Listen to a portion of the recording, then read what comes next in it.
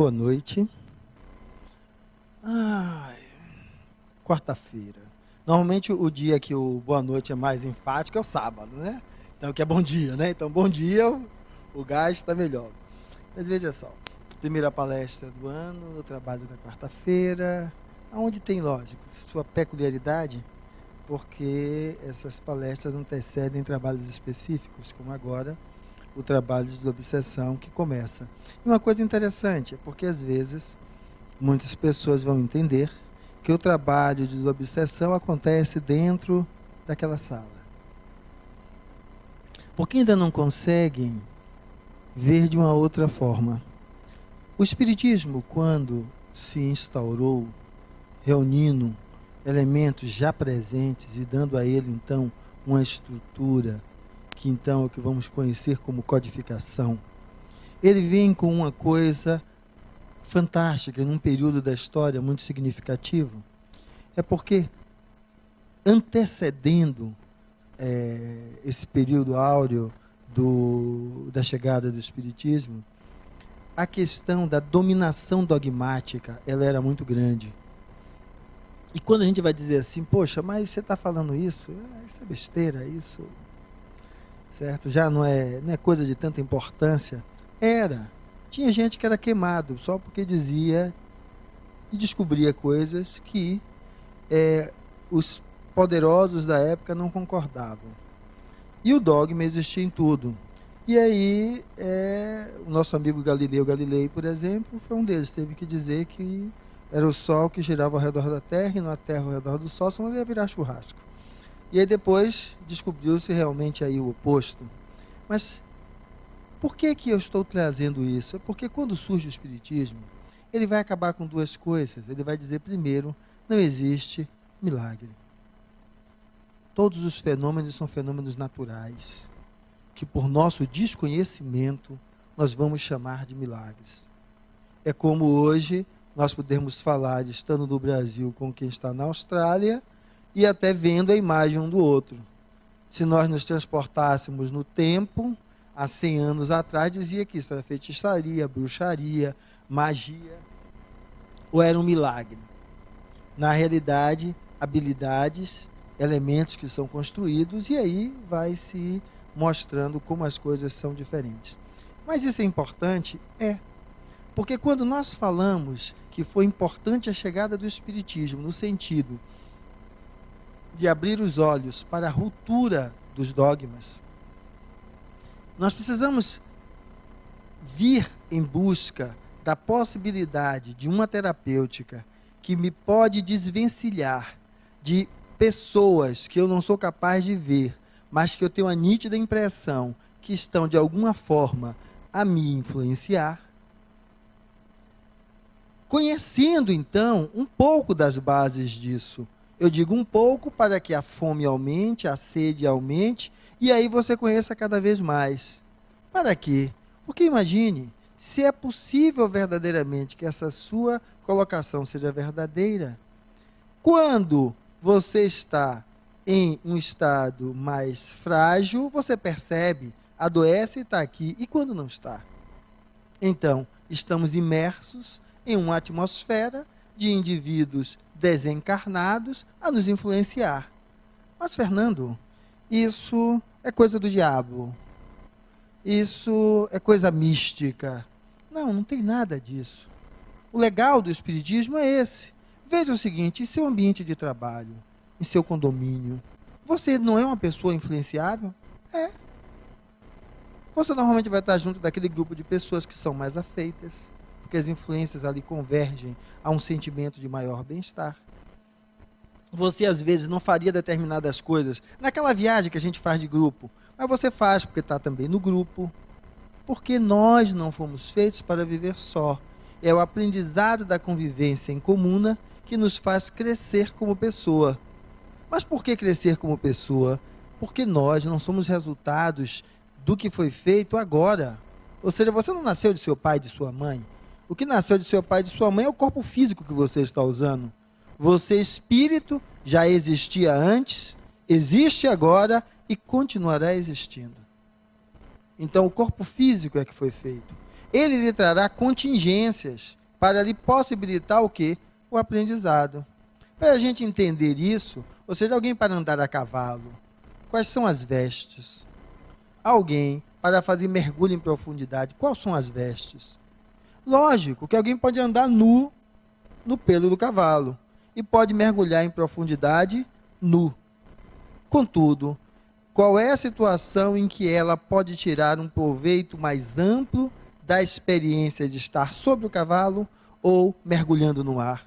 Quando ela se apropria das vestes de maneira adequada, para que lhe dê segurança, maior capacidade de exploração, observação e de percepção do conteúdo e de utilização da sua habilidade. Vamos entender então que a vida no corpo físico é uma veste. E a veste não é só o corpo, a veste é a experiência que você fará nesta trajetória com esse corpo. E quando eu estou falando de dogma, da gente trazer a ideia da existência de espíritos, é que as coisas só deixam de ser dogmas quando você é capaz de dizer, eu penso isso, mas se algo provar que isso não é isso, eu mudo de opinião. Porque, lógico, se há provas consistentes, beleza. Aí alguém diz isso, mas aí bota um tapa-ouvido de um lado, um tapa-ouvido do outro e sai. Não, se me disser qualquer coisa, ela não escuta. Então, mais uma vez, dogmas. E aí, com dogmas, somos capazes de fazer igual ou pior do que o que a Santa Igreja já fez. Porque eu não estou jogando pedra na Santa Igreja. A Santa Igreja é uma instituição feita por homens, eu estou falando dos homens. E aí a gente diz, mas isso já ficou no passado da história. A pergunta é, a história está dentro de você, porque você não é esse corpo. Então, essa postura dogmática frente à vida, como forma de lhe manter acrisolado, ou seja, ali, estático, na posição que você está, ainda está dentro de você. Então, veja como você se comporta com os seus, com os desconhecidos. E perceba se você não é daqueles que quando alguém fala alguma coisa que fere a sua forma natural de pensar, você também não quer botar na fogueira. Só não bota porque não pode. Mas se pudesse, botava. Alguns querem fazer isso com a sogra, né? De vez em quando. Certo? Mas esse é o pensamento. Para perceber que a ideia de nós vermos uma existência como vestes é perceber que há algo transversal. O que é que eu chamo transversal?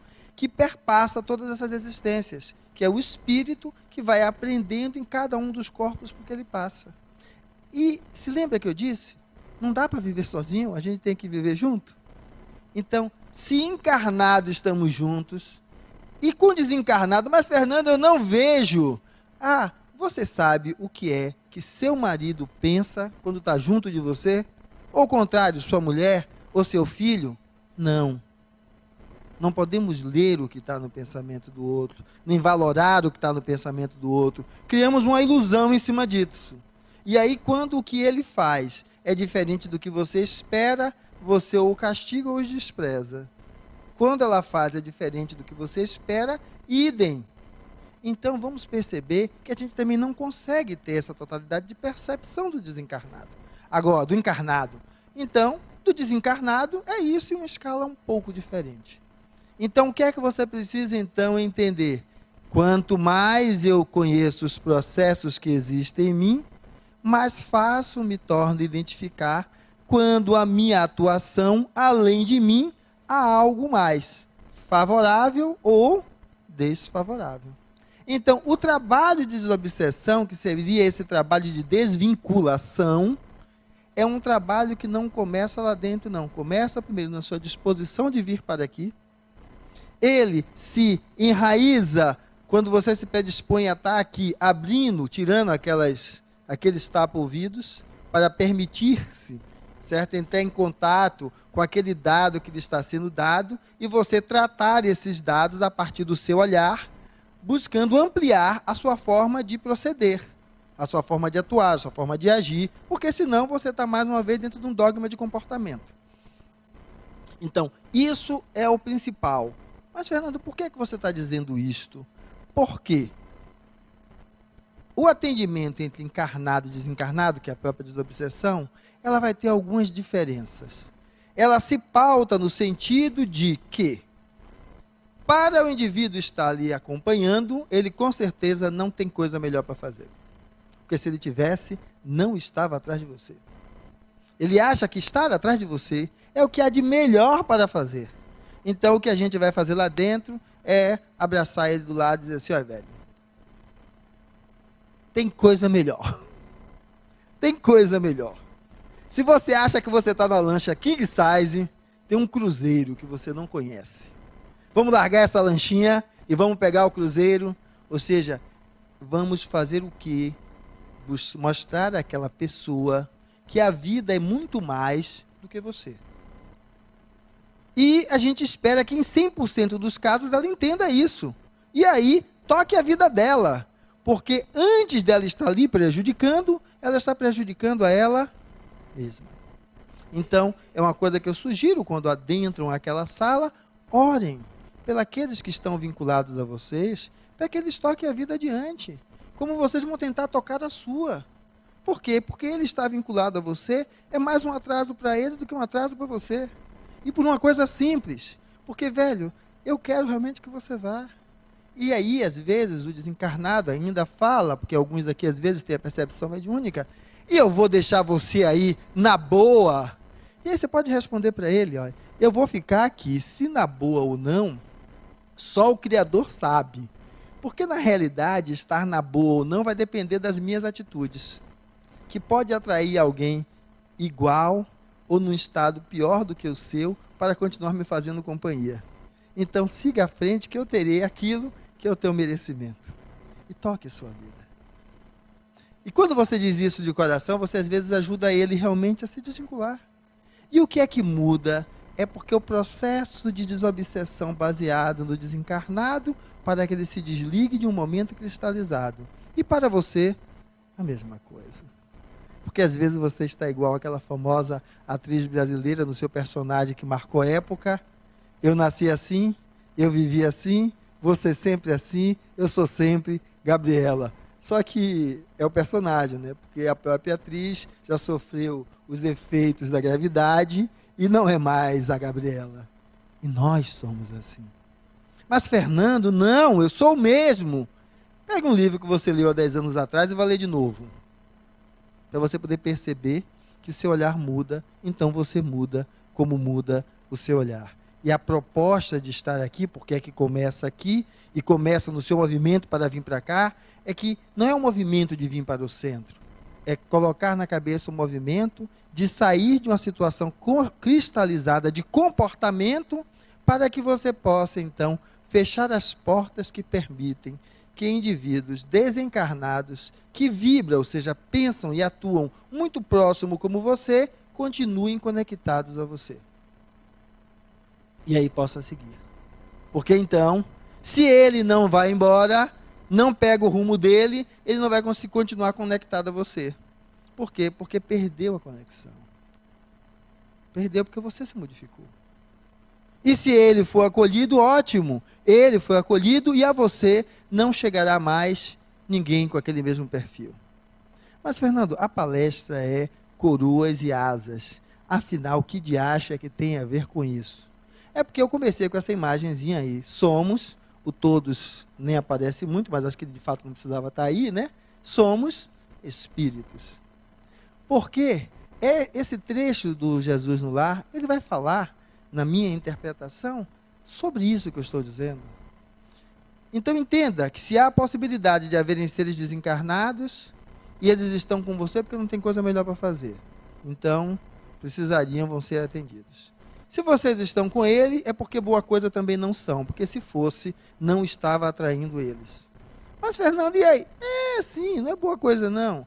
Veja como você atua. Busque uma forma de atuação melhor. Mas, Fernando, continua tudo igual. Mas sabe por que continua igual? Porque eles são iguais a você. Alguém que afanou a sua casa, passou 6 meses na cadeia e agora volta com fome batendo na tua porta. Ele pedindo mais uma vez a chance de ser sua secretária. E você tem um coração bondoso até. Vai dar uma chancezinha para ela. Mas veja só, já é a chancezinha. Porque você vai estar com 2 olhos abertos, as câmeras ligadas, porque qualquer coisa que fizer, você quer, ó, mandar ela embora. Porque você está com medo de ser mais uma vez agredido. Então entenda, é que às vezes, não adianta você ter feito, nos últimos 6 meses, muita bondade. Essa bondade já faz parte de você. Porque o que muda o seu padrão vibratório não é quando você dá sopa, quando você dá comida a quem tem fome. O que muda o seu padrão vibratório é que algo dentro de você já se transformou a ponto de se irmanar com quem está sob a dor e perceber que a dor dele também é sua e por isso você ajuda. Isso é mudança de vibração. Então você está dizendo que não adianta dar sopa? Não, vai dar sopa. Não adianta dar aquele dinheirinho ali no semáforo. Não, dê seu dinheirinho no semáforo. Agora, você começa a observar, sim, e além disso? Porque o que nós estamos falando é exatamente de padrão vibratório. O que é que eu atraio a mim? E o que é que eu vou repelir de junto para que não esteja mais próximo de mim? Repelir, eu não quero repelir ninguém. O que eu quero é que as pessoas que se aproximem se contaminem. E quem não goste do contágio, paciência, é livre para ir embora. Porque é disso que vai tratar todo esse trechozinho. Porque ele fala da história de um andarilho e que ele tinha um objetivo de ganho de conhecimento. E aí ele vai fazendo a caminhada e para cada lugar pelo qual ele passava, ele utilizava uma veste específica, um calçado específico. Ia passando por ali, aquilo já não servia, o desgastava, ele ia largando uma, ia pegando outra e foi andando na senda do conhecimento, da descoberta da ciência. Foi. Lá para as tantas, ele chega no pico lá da montanha do saber, e encontra um representante do sagrado. E aí o representante do sagrado o recebe e lhe diz: oba, agora eu estou no reino. E ele diz: olha, você merece uma coroa. E ele coloca sobre a cabeça dele uma coroa reluzente. Ele diz: ótimo, agora então vou para os céus. E aí o emissário diz: não, peraí, calma, calma. Você agora vai voltar atrás dos seus passos, fazer toda essa trajetória e vai observá-la daqui para lá. Porque ao final disso, a depender do seu galardão, ganhará asas, e essas asas que te levarão aos céus. E aí, lógico, ele pergunta: e essa coroa? A coroa é aquela reluzente, aquela luz linda. Aí ele diz: a coroa é a luz que vai iluminar para que você perceba. Certo? O que a gente traduzindo é mais ou menos o seguinte: a gente nasce, né, entra na adolescência, passa pela idade adulta, jovem, está lá para os 50. Eu estou no meio, estou aos 50. A gente aos 50, quando a gente olha para trás e lembra do que fez aos 15 anos, precisava aquilo tudo. Não, ali era imaturidade, ali era isso. Ou seja, o olhar de quem já foi adiante faz com que a gente olhe as coisas que se passaram de uma outra forma. E aí ele volta. Só que veja, como ele foi galgando lugares. Como é que ele volta? Ele volta, como diz minha filha, que ela está agora com 9 anos, ela disse: ó, papai, está se achando. Então, com aquela coroa, estava se achando. Imagina, palestrante espírita, coordenador de mediúnica, dá uns quebra-galho do teatro, está se achando, certo? E aí começa a fazer o caminho de volta. E aí, quando começa a fazer o caminho de volta, vai passando por aquele caminho que ele fez de ascensão ao conhecimento, ele vai vendo, meu velho, cada pessoa com cada roupa ridícula, cada sapato, cada aparência, e ele vai o quê? Criticando e ó, metendo pau. Ou seja, simplesmente, ó, você queimou gente, olha, você roubou dinheiro, olha, você traiu, você se prostituiu, ele via só metendo pau. Você era professor de faculdade, mas largava sua família para estar só nos livros, se escondendo e fugindo das obrigações como pai e como marido, e só toma porrada. E ele vai, né? Vai olhando e tacando pau. Porque essas vestes que ele descreve, vamos entender como? Vamos entender vestes como papéis. Os papéis que a gente assume na nossa escalada de ascensão da vida. E a gente vai assumindo um papel aqui, larga, um outro ali, larga, porque vai mudando, né? De contexto, e a gente vai indo. E ele ia passando pelas pessoas e ó, porque ele, de fato, estava iluminado com aquela coroa. Depois que ele chega até lá, metendo pau, pisou em muita gente, e lógico, o que foi que ele fez? Rapaz, ele fez umas coisas fantásticas que a gente faz. A criatura estava lá, fumando morrão, cheirando pozinho, e aí ele diz, tá vendo, miséria, tu não vai dar em nada. E aí aquela pessoa que estava com algum impulso de fazer alguma coisa, parou ali mesmo. Parou ali mesmo. Ele com aquele negócio iluminado na cabeça, disse que não ia para lugar nenhum, a pessoa disse, opa, aí é que eu não vou mesmo. E aí, estacionou ali. E outros que ele foi fazendo a mesma coisa. Você fala demais, sobe aí no palanque, fica discursando, parecendo um papagaio, você não faz nem 3% do que você fala. Aí o outro se calou e se sentou na cadeirinha. Só que depois que ele faz essa trajetória toda, né?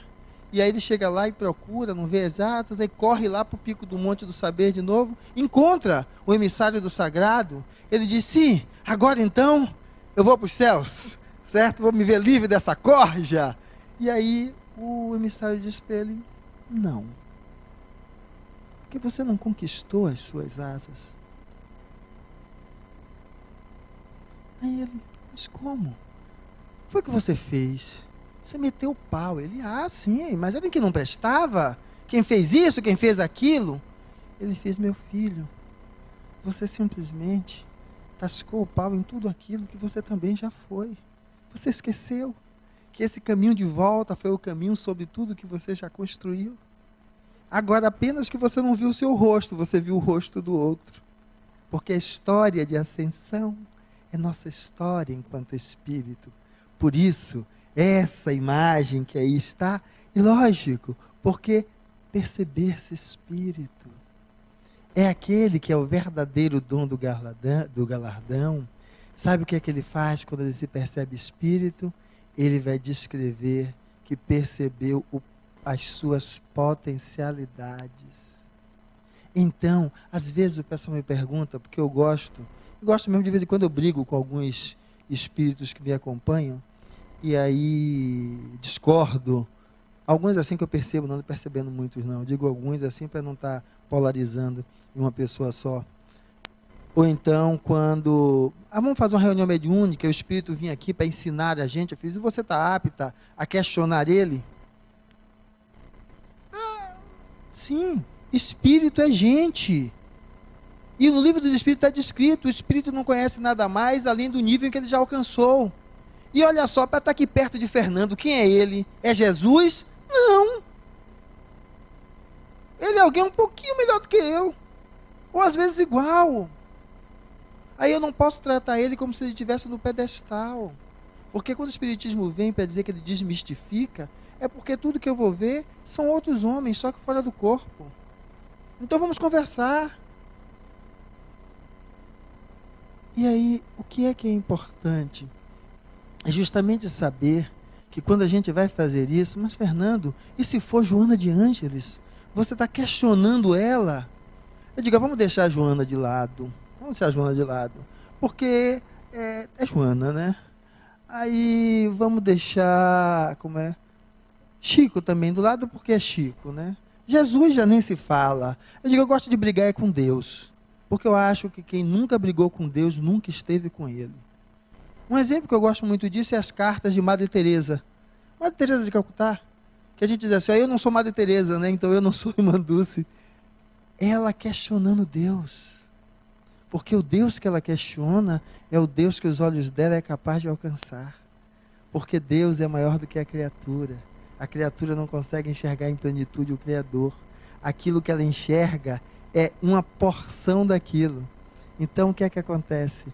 Eu brigo com isso, porque eu não tenho nenhuma angústia em dizer para o meu mentor, olhe, eu não quero que você fique me carregando, deixa eu me alinhar, porque eu tenho que aprender a andar com minhas próprias pernas, você está sendo babá de cego, não é isso que eu quero. Mas, Fernando, você está questionando, certo? E se for Joana? Eu digo, primeiro, se é um espírito superior, ela não tem só a coroa de luz, ela tem as asas. E o que é ter asas? Jesus. Veja os 12 que ele escolheu para andar com ele.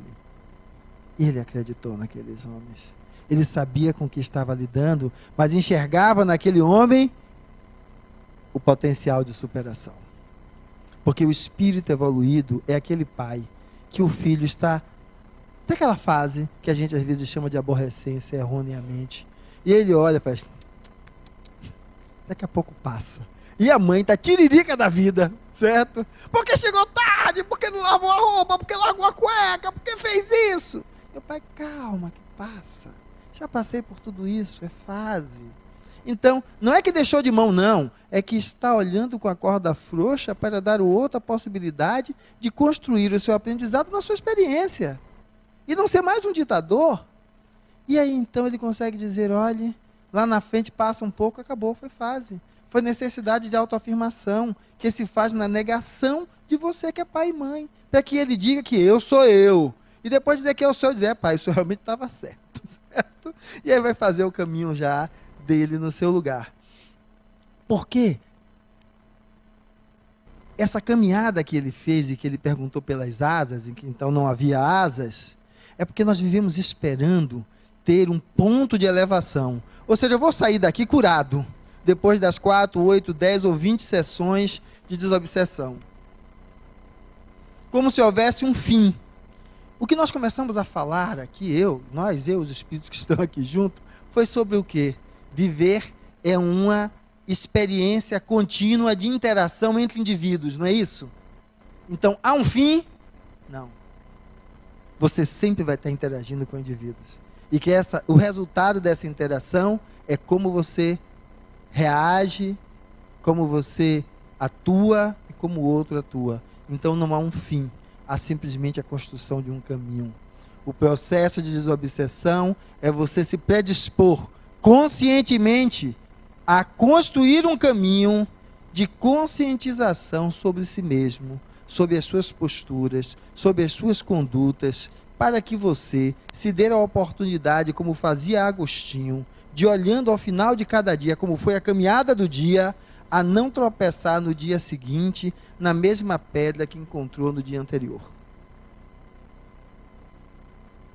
E quando nós vamos entender isso é por quê? Porque não é Joana, não é Chico, não é Assis, não é Jesus, nem é Deus. Porque quando Madre Teresa fala das queixas, é porque é o seguinte, o que você constrói na sua vida vem de suas mãos. Você pode construir o Deus carrasco. Você pode construir o Deus misericordioso. Depende dos seus olhos. Porque você pode construir pernas velozes e você pode construir pernas atrofiadas. As pernas atrofiadas é aquela que diz o seguinte, eu não vou sair desse trabalho não, porque daqui a pouco eu não acho outro. E aí fica ali sob os auspícios de um chefe severo, duro e que não lhe dá nunca a oportunidade de crescimento, porque você não dá a oportunidade de crescimento a você mesmo, porque você quer a segurança e não entende que a segurança, por muitas vezes, é o retrato da morte do sonho, porque galga lugares quem o que rompe e aventura-se buscando forças para cada vez fazer melhor. E o aventurar-se, se capacitando, não é pulando do despenhadeiro sem paraquedas, capacitando-se para ir adiante. Porque, literalmente, nós vamos nos construindo um ao outro. Por que um ao outro? Porque cada vez que eu falo de você, eu estou descobrindo como é que eu olho para você. Então, qual é a minha lente que me constrói? Então, para que amanhã não seja eu a estar permitindo que o espírito que está ao meu lado me leve a me deformar na minha conduta em uma encarnação, aonde ele domina a minha existência, porque tem relações de obsessão que são de subjugação. Por quê? Porque apenas eu queimei ele no passado. olha, velho, eu lhe queimei, mas também já me queimaram. Agora eu já não queimaria mais. A gente não pode ver isso de outros aspectos? Por quê? Porque não vai adiantar. Não é eu me culpando porque lhe queimei. O que importa é o seguinte, velho, o que precisa de gente que possa fazer 2% do que Madre Teresa fez, é o que não falta. Então, se é de eu estar perdendo tempo, querendo servir de mula, para você estar me fazendo de paralítico, certo? Fica aí do lado e eu vou ter outras coisas para fazer. Aí a gente vai começar a perceber que a gente pode fazer a escolha do caminho do bem. A escolha do caminho do amor. A escolha do caminho que ilumina. Mas, Fernando, eu chego em casa, aquele espírito está ali do lado, eu me sinto mal. O que foi que você fez durante o dia? Como é que você está olhando para sua secretária? Para seu vizinho? Onde é que você está aplicando o seu tempo? Como é que é a sua postura? Ah, não, minha postura é muito tranquila, eu sempre sou uma pessoa muito bom, certo? É muito bom. Às vezes a gente é maravilhoso. Quando eu sou chefe, trato todo mundo numa boa. Quando aparece alguém acima de mim que pica o pau, fila de uma égua, aí eu quero destruir. Porque é fácil fazer caridade quando é de cima para baixo, meu velho. A caridade é quando você, em qualquer lugar, você faz um movimento de compreensão do outro. De entendimento que ele também é alguém que caminha na senda do aprendizado como você. Aí você começa, então, a entender que mesmo fazendo das experiências dolorosas, como o nosso amigo, que ao voltar com a coroa de luz, ele só denegriu e pisou sobre os outros, você começa a entender que mesmo essa experiência é válida.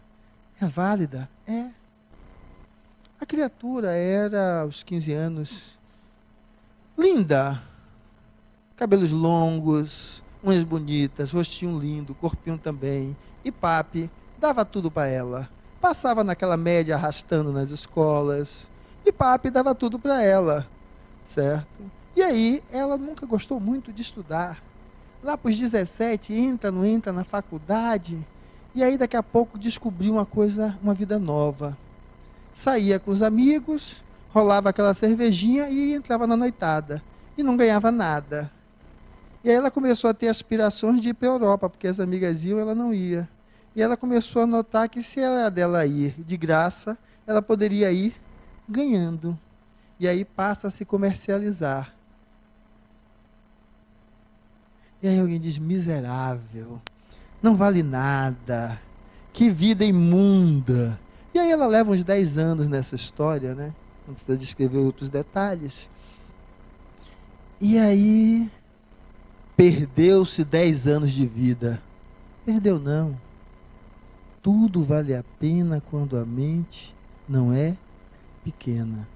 Tudo que ela viveu vai estar mostrando a ela outra realidade. Mas eu acho engraçado, porque quando eu falei do cara que andou pisando, eu quero falar desse episódio fictício dessa menina, é que, veja só, alguém disse, olha só quer estar aí no mole, em vez de estar ralando na faculdade, carregando os livros, brigando com os professores. E aí eu diria para ela, tu diz que está ralando no mole porque não está no lugar dela.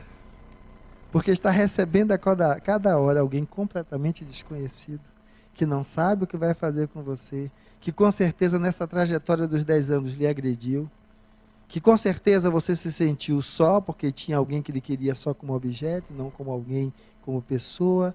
Você acha que isso é pouco? Você acha que isso é estar, na realidade, gozando a vida? Ou na realidade isso reflete o seu desejo de estar vivendo o que ela está vivendo, que você diz que é bom e que você não tem coragem?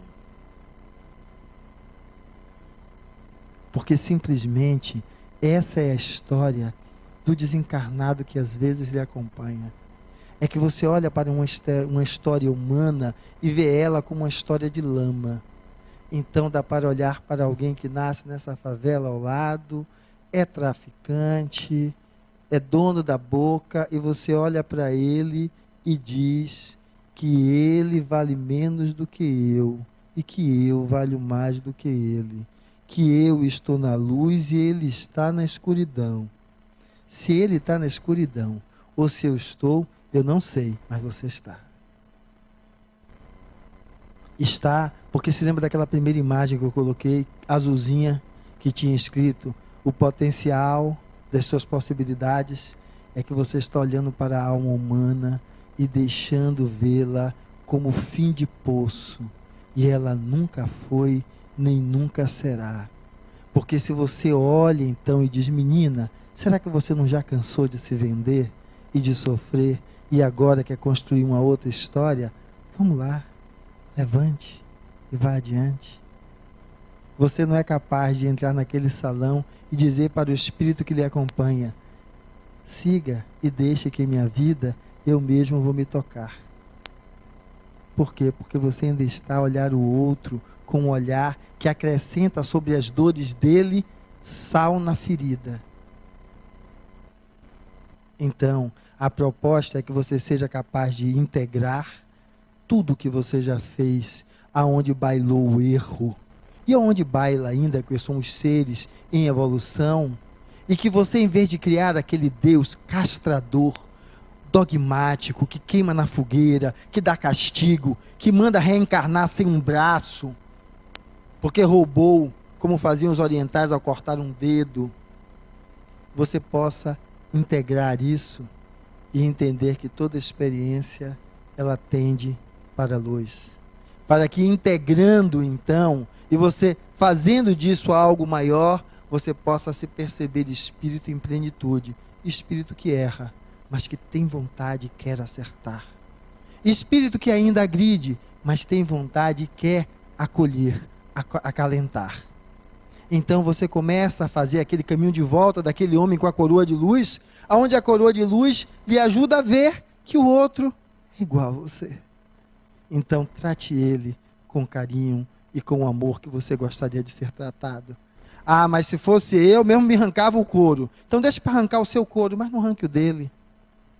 Comece a aprender então que os problemas não são atestados de fracasso, mas sim oportunidades preciosas de iluminação. Para ele, para ela que se vendia, para você. E aí então a gente começa a entender o significado de caminho. E você só se encontra enquanto espírito quando você reconhece o valor do caminho. O valor de estar se colocando nessa trajetória, nesse lugar. A importância do que é isso, porque simplesmente é assim que a vida nos convida. Sempre, sempre, sempre a seguir.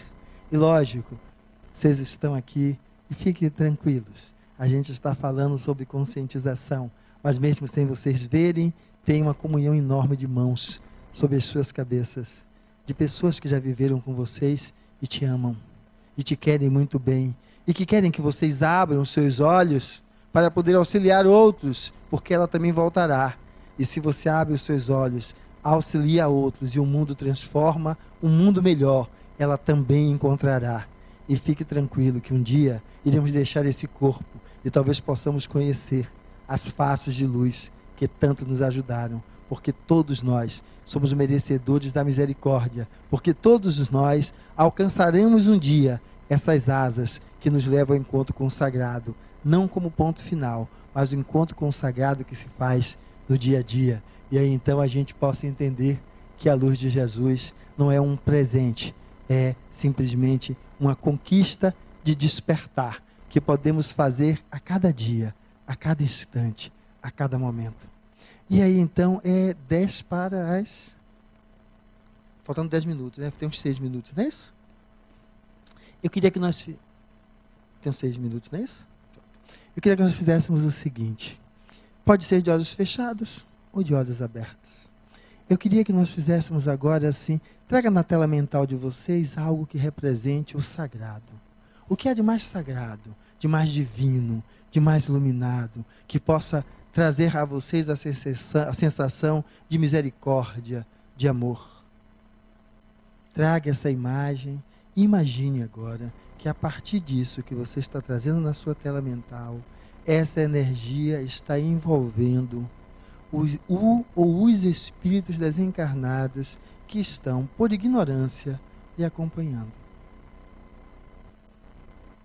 Que ela vai envolvendo-os,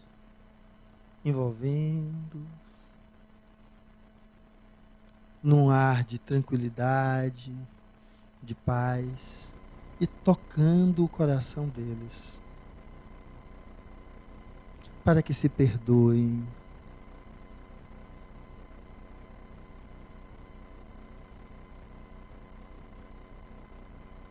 perceba que eles estão envolvidos nesse clima e deseje a eles, do fundo do seu coração, o que há de melhor em você. O que há de melhor e sentimento em você, que agora se junte a essa imagem do sagrado e também o envolva, ou os envolva.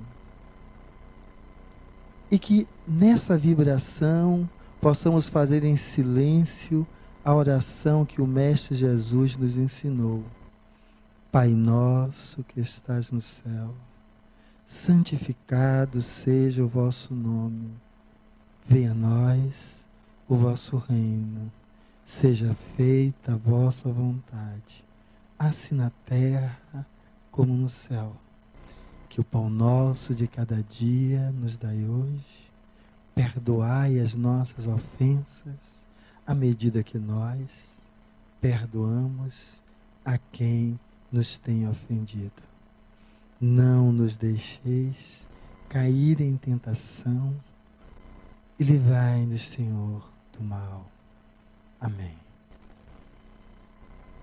Traga na sua imaginação que ele continua envolvido por essa luminosidade e é acolhido pelos espíritos socorristas que estão aqui no ambiente, envolvendo-os e levando-os para que possam ser auxiliados naquilo que for necessário para que eles saiam dessa experiência de dor.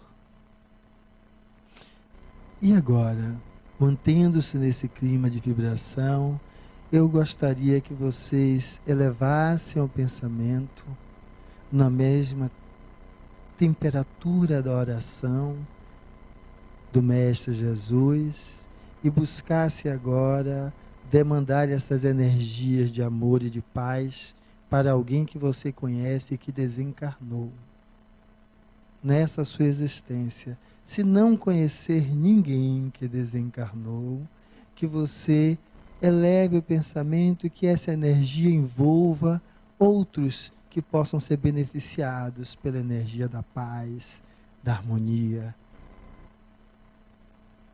E vai imaginando que essa pessoa, ela vai recebendo esses efluxos de amorosidade que vem do seu coração e ela vai se aquietando, caso esteja angustiada, ou vai abrindo um sorriso, caso esteja tranquila. Perceba que uma luminosidade se forma também ao redor dela, e ela olha para você e lhe agradece. Ela olha para você e lhe dá um abraço. Vai se diafanizando, vai sumindo, e nós vamos retornando ao nosso salão, vamos poder abrir os olhos.